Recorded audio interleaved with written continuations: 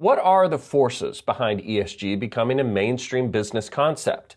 The growth of ESG is due to three factors. These are materiality, the growing recognition by investors and academic researchers that ESG influences investor risk and returns. Another reason is client demand for greater transparency around how their money's invested.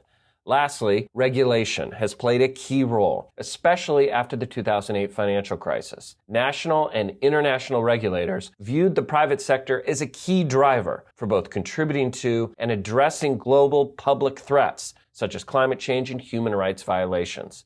Some high-profile examples of financially material ESG incidents, which influence greater client demand for transparency and regulator demand for ESG to be recognized as fiduciary duty, include BP's U.S. Deepwater Horizon oil spill in 2010, where BP received $53.8 billion in fines, cleanup costs, and local reparations.